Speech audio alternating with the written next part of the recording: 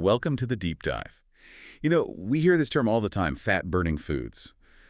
Sounds almost too good to be true, right? It does. Like, there's some magic food that just melts fat away. Exactly. Yeah. So today, we're going to cut through some of that noise. We've got this great article that looks at specific foods and how they might actually help with weight management. Right. It's less about magic and more about the science, like how foods affect fullness or metabolism. Our mission, then, is to dig into this material, pull out the useful bits, maybe some surprising facts, so you can feel, I don't know, more confident about your choices without needing a PhD in nutrition. Sounds good. It's really about understanding how these foods work in your body, based on what our sources say.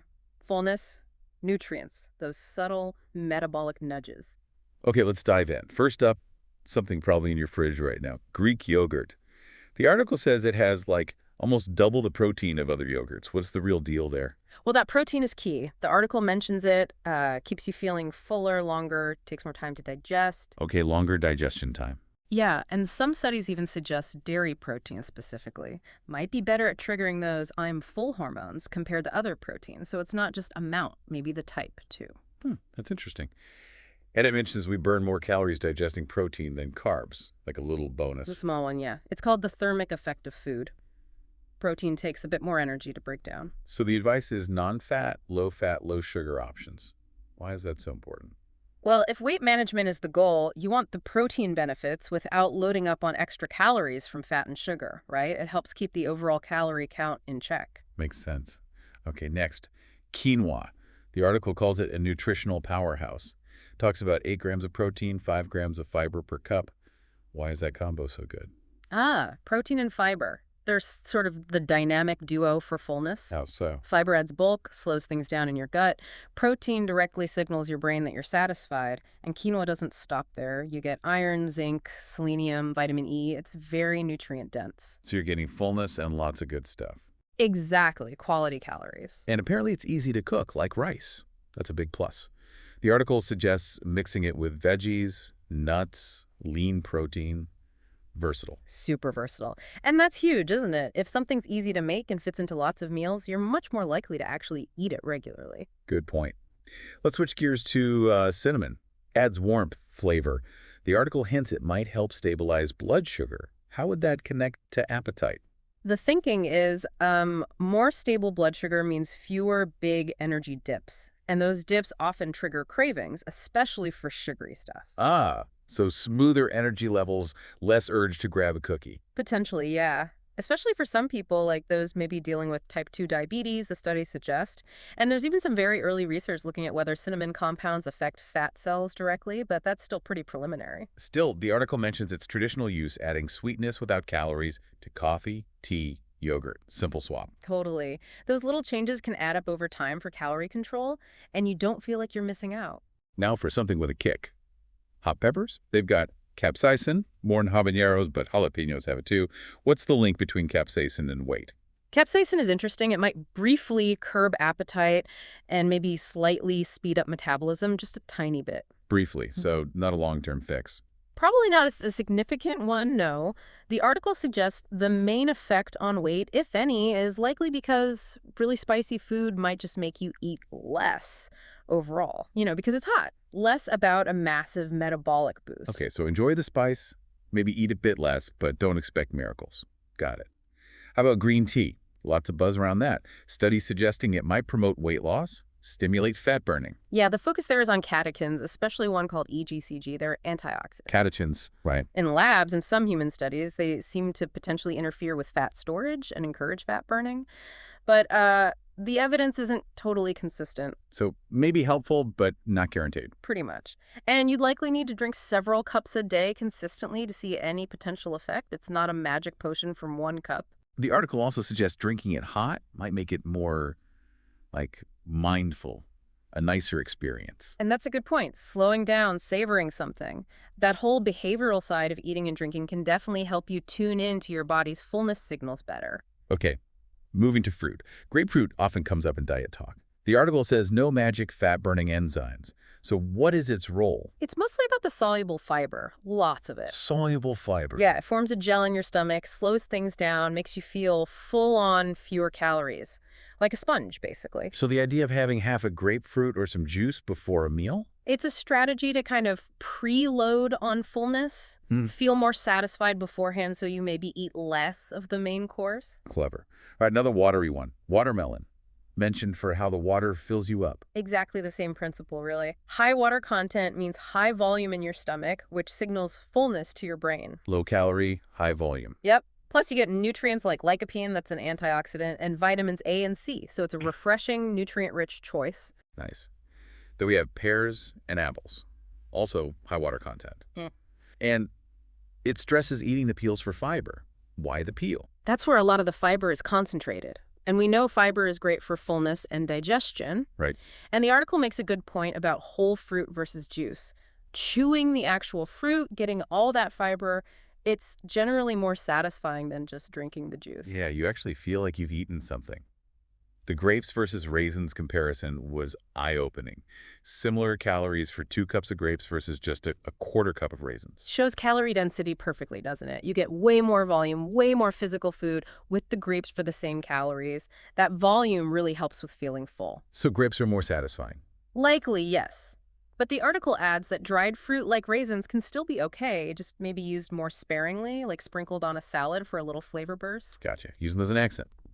Okay, berries. High water, high fiber, like other fruits. Good for fullness. And their natural sweetness helps with cravings. For sure. They can satisfy that sweet tooth with fewer calories than, say, cookies or candy. Plus, they're packed with antioxidants. Blueberries get a shout out, probably because they're easy to find and well studied. Makes sense. Raw veggies next. Great snack, apparently.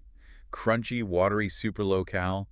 Half a cup of celery is only 8 calories. Wow. Yeah, raw vegetables are fantastic for that. Lots of crunch, lots of volume, hardly any calories. They fill you up. Great swap for chips if you want that crunch. The suggestions like celery with peanut butter, carrots with salsa, ways to make them tastier. Exactly. A little bit of healthy fat or flavor can make them more appealing as a regular snack. Smart. Okay, sweet potatoes. The article suggests their natural flavor might mean you need fewer high-calorie toppings compared to regular baked potatoes. That's a good point. They have that inherent sweetness, right? So maybe you don't feel the need to load up on butter and sour cream quite as much. Plus, they're nutrient bombs, potassium, beta-carotene, vitamin C, fiber. And using cinnamon for flavor brings us back. Yep, low-calorie flavor boost. Eggs.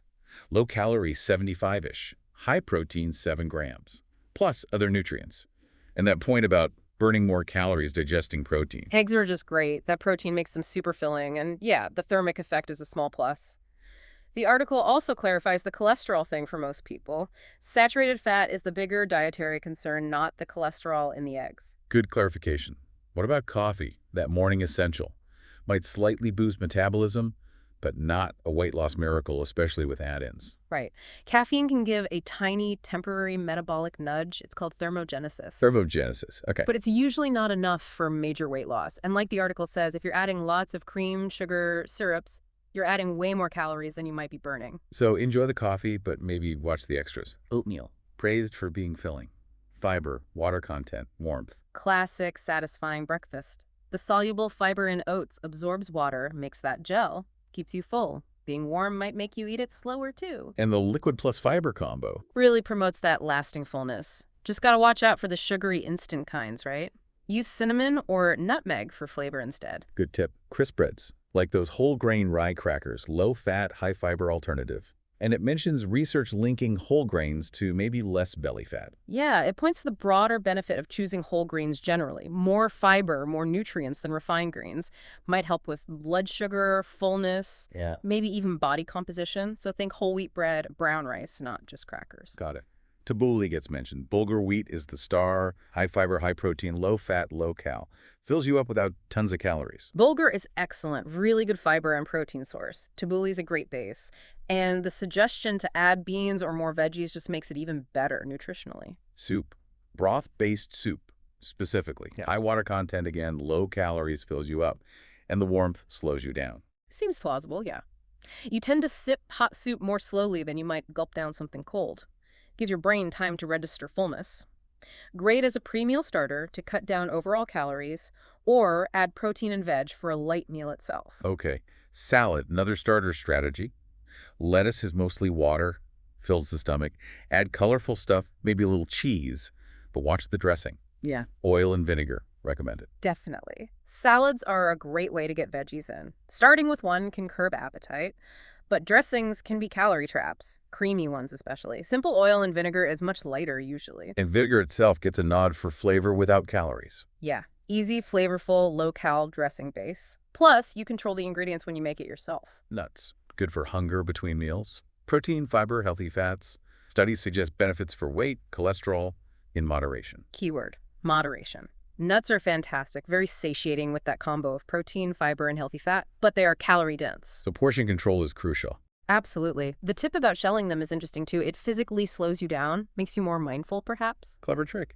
Air pop popcorn. High volume, low cal. 3 cups isn't much, calorie-wise. Because it's mostly air. Great snack for volume eating if you crave crunch. Just keep it air popped, avoid drowning it in butter or sugar. Skim milk. Protein, calcium, vitamin D. Less fat than whole. Protein helps with fullness. Can do, yeah. If you're looking to cut down on fat but still want milk's nutrients, it's an option. That protein contributes to satiety. Lean meat. Protein again, fullness, higher calorie burn during digestion. Emphasizes lean cuts, skinless chicken, certain beef cuts. Portion size, 3 to 4 ounces. Right. Lean protein is vital. Helps you feel full, takes a bit more energy to digest. Choosing lean options keeps the saturated fat down. That portion size is a good guideline. Fish. Excellent protein, generally low fat. Fatty fish like salmon have those omega-3s. Yep, great protein source. And those omega-3s in fatty fish are really beneficial, especially for heart health, research suggests. And finally, beans. Versatile veggie, protein and fiber. Promote fullness, low cal. Chickpeas, given as an example, good fiber, protein, some healthy fat. Beans are amazing. Fiber, protein, complex carbs. Super filling, good for blood sugar. You can add them to almost anything, soups, salads, make dips. Incredibly nutritious. Okay, wow. We've covered a lot of ground, a lot of different foods. After digging through all this, what's the main takeaway for someone listening? I think based on this material, the big message is that this idea of specific fat-burning foods is, well, it's probably the wrong way to look at it. It's not about magic bullets. Right. It's more about how a pattern of eating whole, nutrient-dense foods helps. They work by making you feel full, giving you important nutrients, maybe giving your metabolism tiny nudges. It's the overall combination. Exactly. So hopefully you listening now have some useful insights grounded in this material to help you navigate your food choices, making those smart swaps, understanding how food works. And that kind of leads to a final thought for you to chew on. We saw such a strong emphasis on whole, unprocessed foods and everything we discussed. So thinking beyond just weight, how might focusing more on those kinds of foods change your overall relationship with food and maybe impact your long-term well-being in a broader sense? That's a great question to ponder. Food for thought, indeed.